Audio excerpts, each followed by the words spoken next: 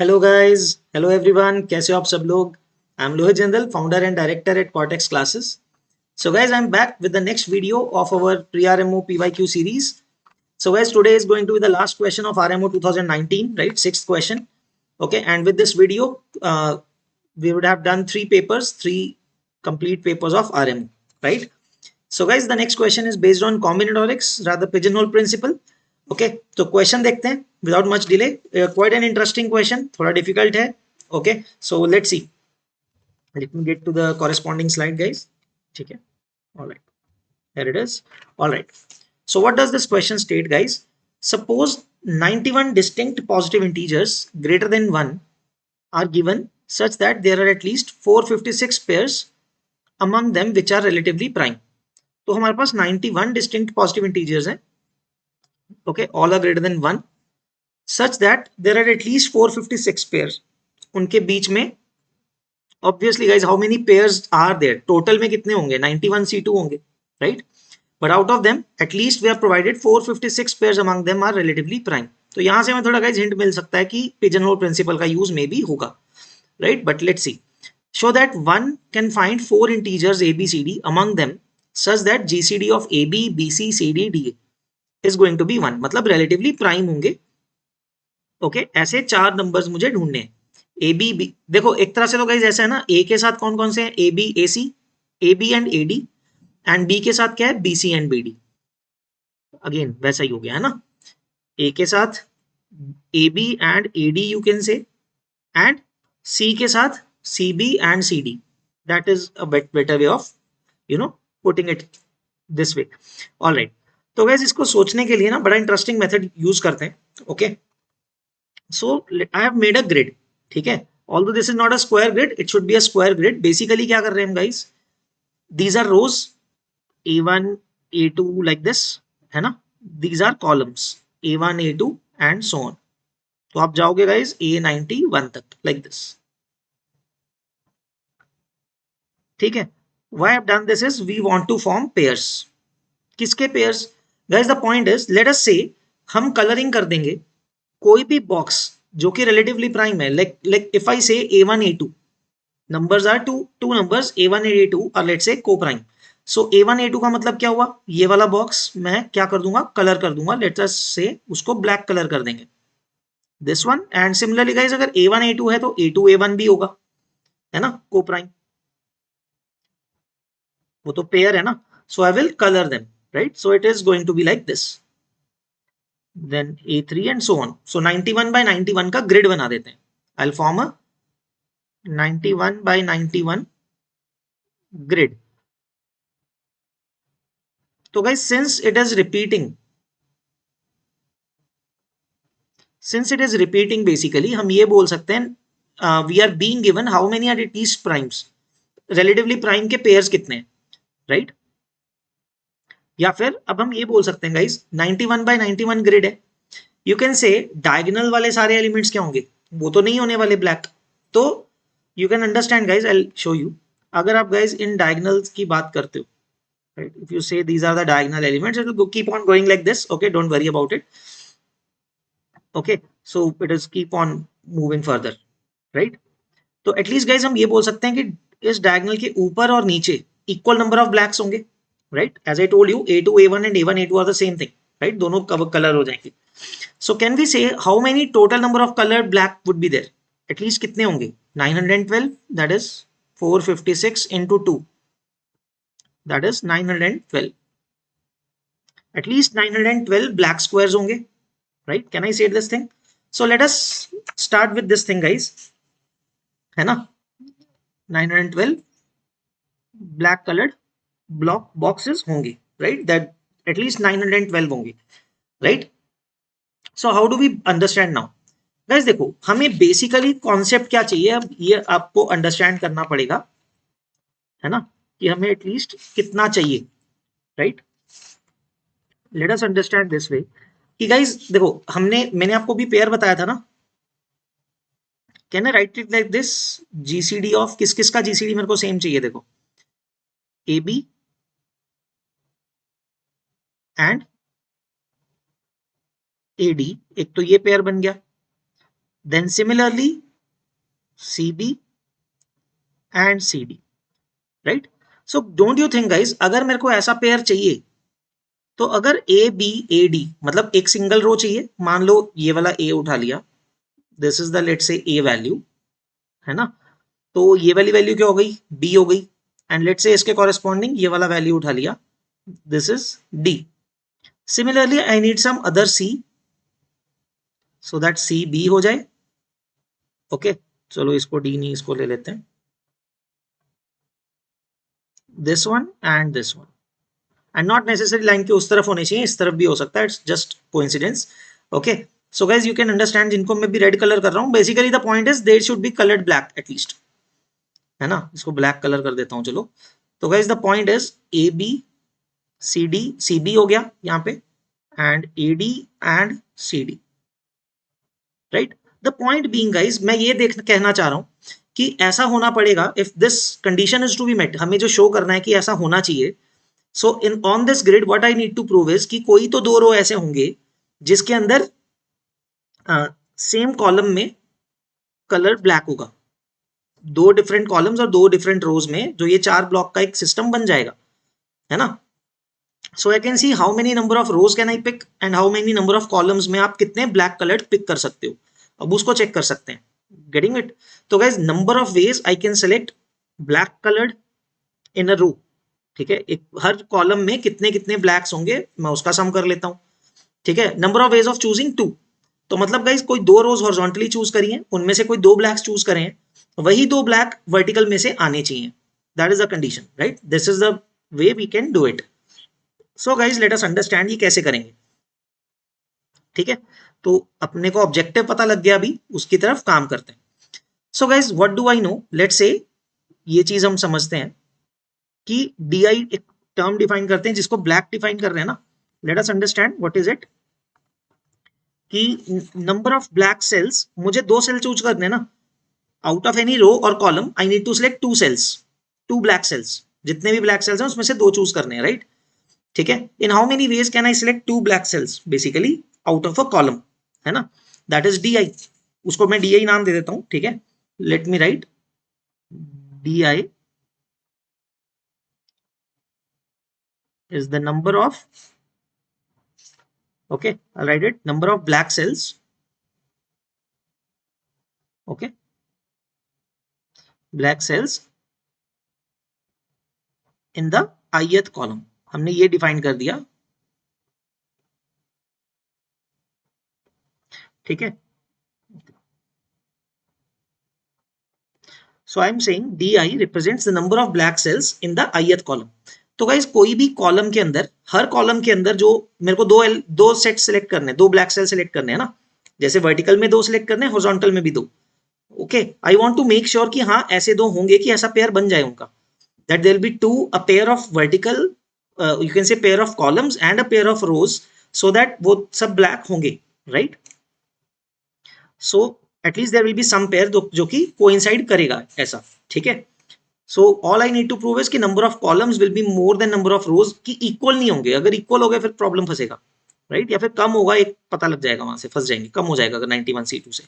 So guys what I can write here is, so basically what do I know, that sigma of di, हमें पता क्या, आप देखो, sigma of di is less than equal to 912, that we know, है ना. sigma of di क्या है, number of black cells in the ith column, सबको ऐड कर दूंगा simply, that should be greater than equal to 912. that वो तो question में दिया हुआ ना, 456 पेयर्स हैं तो 912 ब्लैक सेल्स होने चाहिए. So sigma of di we know is greater than equal to 912. But guys हमें काउंट क्या करना है, we are suppose to count this thing, sigma of number of pairs of columns, है ना. So that is DIC2. Number of ways of choosing 2 out of DI cells is DIC2, where I goes from, okay, let me write here, where I goes from 1 to 91. Okay, ये quantity हमें calculate करनी है, but how much is this, we know NC2 क्या होता है, n into n minus 1 by 2. So that quantity is DI into DI minus 1 by 2, इसका sigma हो गया, बिकॉज DIC2 का एक्सप्रेशन है, that is the sigma of di into di minus 1 by 2, which I can write as sigma of, half बाहर निकाल लेते हैं, I can write it as sigma of di square minus sigma of di, ऐसा लिख सकते हैं, right, sigma of di square minus sigma of di. Now guys इस expression को हम फर्दर एक काम करते हैं, di square will be an issue, right? We know the value of di, but we don't know the value of di square. So for that we can use an inequality. Okay, Cauchy-Schwarz inequality use करते हैं. Okay, using Cauchy-Schwarz.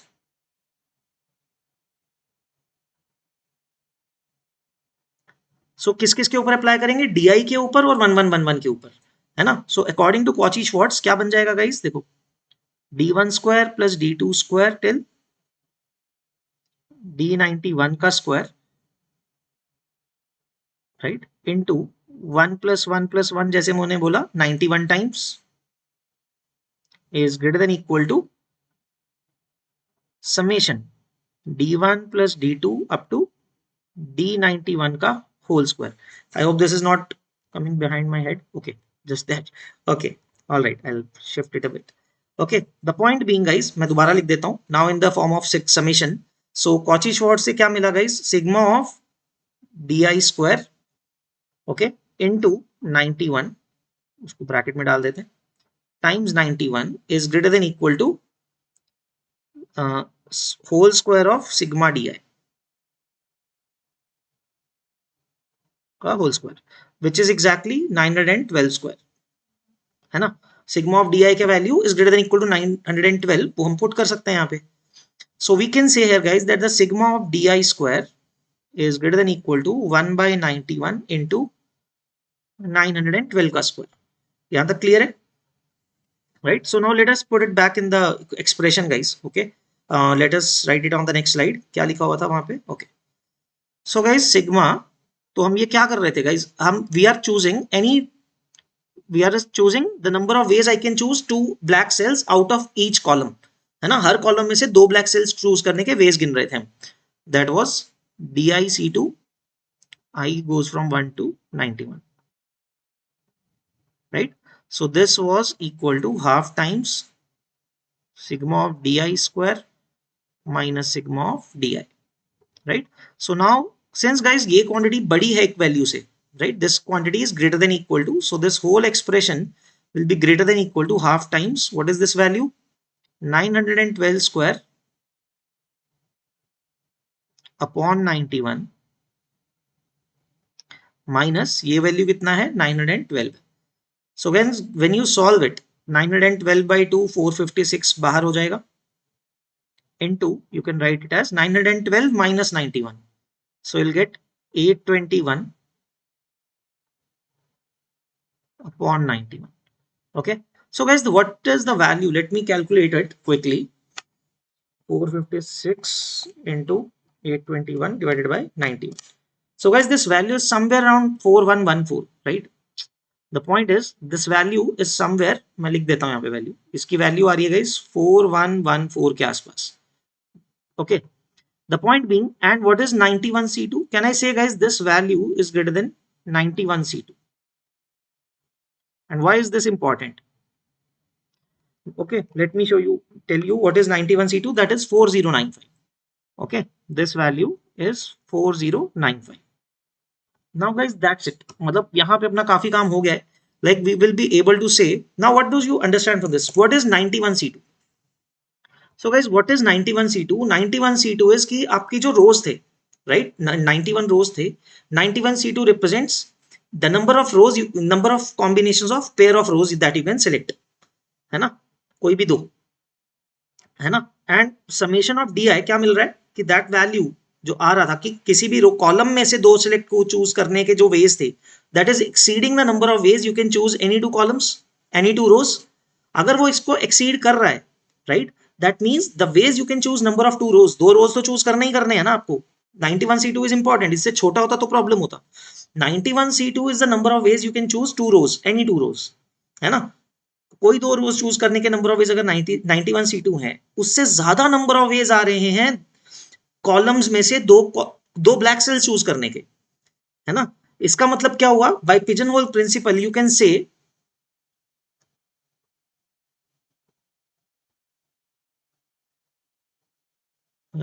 by PHP, है ना, you can say there will be a pair like for some combination, for some combination of two rows there will be at least one pair of, rather two pairs of, मतलब दो रोज हैं तो मतलब उन दो रोज के लिए there must be at least one pair of black cells, है ना। कोई दो रोज चूज करी तो उनके कॉरेस्पॉन्डिंग दो वर्टिकल में ब्लैक सेल्स आएंगे ही आएंगे, दो में, किसी दो में तो ऐसा आना ही पड़ेगा, क्योंकि नंबर ऑफ ब्लैक सेल्स के जो नंबर ऑफ वेज हैं, पेयर्स हैं वर्टिकल में, that is more than the number of ways you can select the horizontal ones. तो जैसा मैंने बोला गाइस, आपके पास कैसा सिलेक्ट हो जाएगा, let's say for two rows, जैसा मैंने पिछले डायग्राम पे दिखाया था guys, so you will find such two combinations की A C A B A D, right, so you'll be able to get a combination of AB and AD, and the other combination you can name it as CB and CD. Okay, so that is the whole concept. So by PHP you can prove, so that you will get ऐसे four combinations कि इन सब का GCD 1 आ जाएगा, right. So as an interesting question, okay, इसको graph theory से भी कर सकते हैं, so will not go into that right now, like it is a complex, या you can say it is a higher level concept, so but yes we can do this by double counting, इस तरह से count कर सकते हैं, but will be reading this concept, right, किसको इस तरह से सॉल्व कर सकते हैं। Number of ways of choosing two black cells in a vertical column is greater than the number of ways you can choose any two horizontal rows. तो ये यहाँ पे फायदा होगा यूजिंग PHP।